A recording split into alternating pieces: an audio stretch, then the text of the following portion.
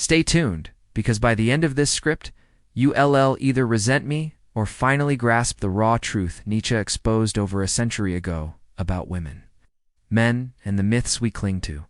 Trust me, your view of relationships will never be the same. You've been fed lies. From childhood, society sold you a fairy tale.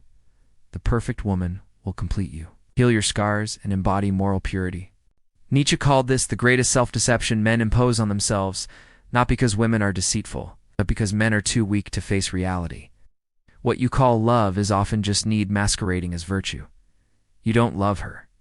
You love the validation, purpose, or escape she offers. And she knows it. Nietzsche didn't despise women. He despised the illusions men crafted around them, turning them into saints or sinners, never humans. Why do men collapse when a woman leaves? Why does her rejection feel like a death sentence? Because you gave her the power to define your worth, making her your judge, your savior, your mirror. When she walks away, the illusion shatters, exposing the void within you. Nietzsche warned, when you gaze long into the abyss gazes back, but modern men prefer staring into a woman's eyes, seeking their reflection rather than confronting their inner chaos. Here's the brutal truth. Women aren't your salvation.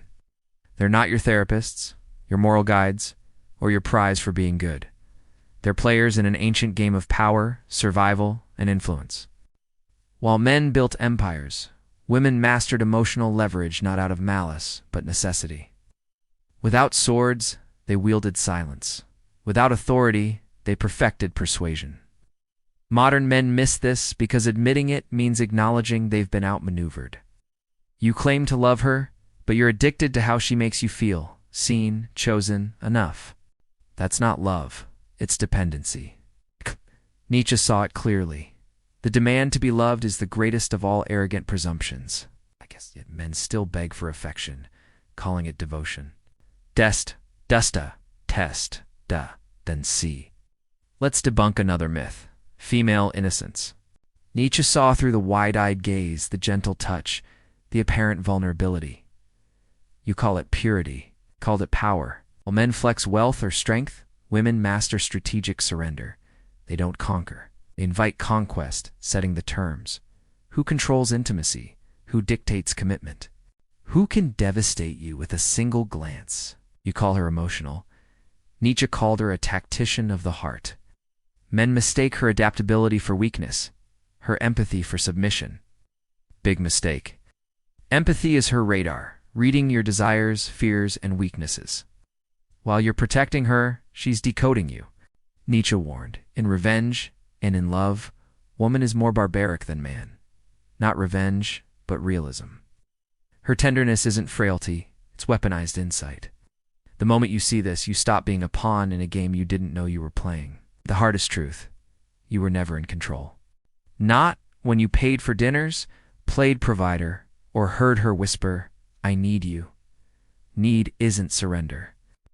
It's negotiation. Men cling to delusions. Her tears mean she's broken. They don't.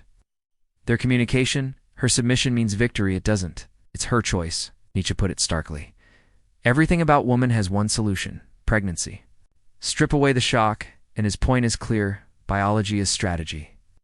Men who ignore this lose, not to women, but to their own blindness. So where are you now? At a crossroads. Cling to the fairy tale, where women are angels or demons, or embrace Nietzsche's challenge. See the game clearly, not to resent women, but to respect the dynamics. The game won't change, but you can. Let's dig deeper. You've been told vulnerability is strength, that bearing your soul is noble. What? Nietzsche would mock this as modern weakness. True strength is seeing the game and playing it consciously. Right. Women don't respect unchecked vulnerability. They respect controlled openness, a man who shares enough for intimacy but never loses his core. When a woman tests you with silence, jealousy, or withdrawal, she's not cruel. She's evolutionary. These tests, honed over millennia, separate the strong from the weak.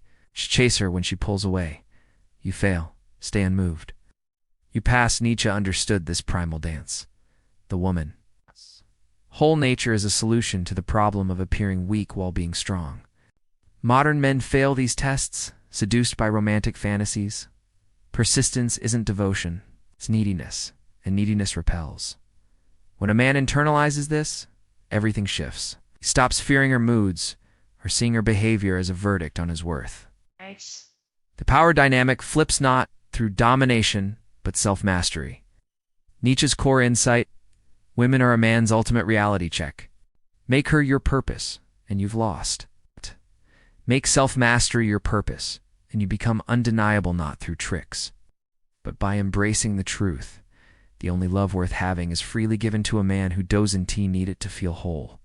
The modern dating world is a battlefield of unspoken power dynamics most men fail to see. Nietzsche foresaw this, how civilization would soften men while sharpening women's instincts.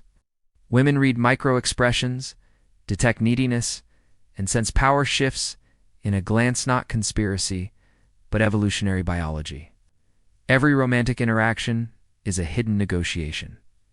When she asks, "What are you thinking?" she's probing for leverage. When she withdraws affection, she's wielding selective access. Nietzsche noted women understand scarcity better than economists.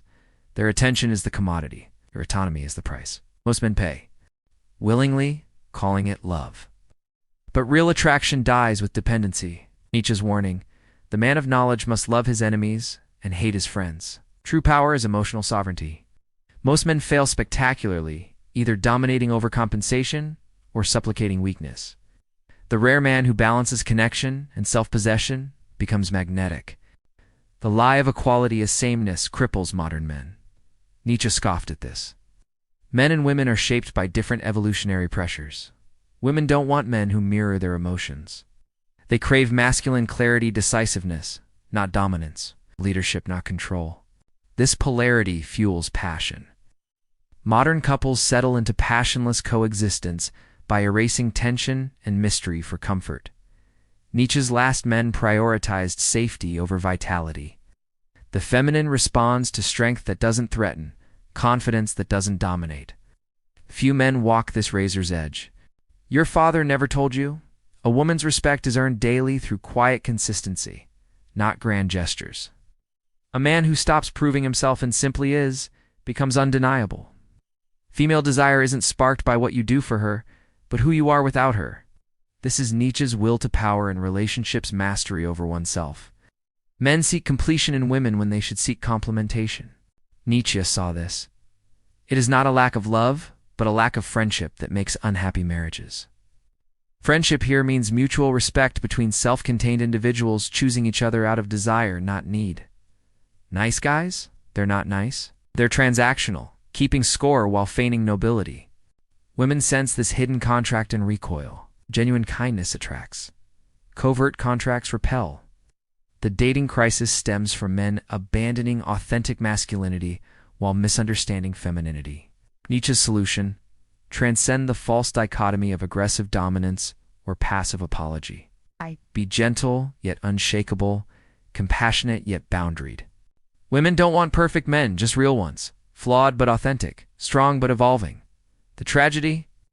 Men fear rejection so much they hide their true selves, oscillating between alpha posturing and beta supplication.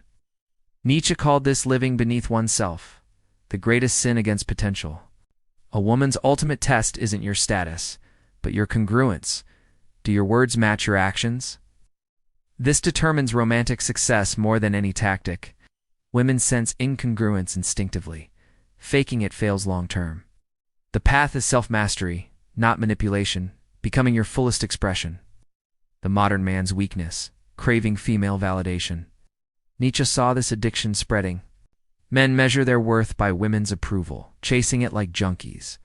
But validation kills respect. The less you need her approval, the more she admires you. Men who care least about getting women attract them effortlessly, not by playing hard to get, but by being consumed by greater missions. Nietzsche's why that bears anyhow. A man whose purpose transcends romance becomes magnetic naturally.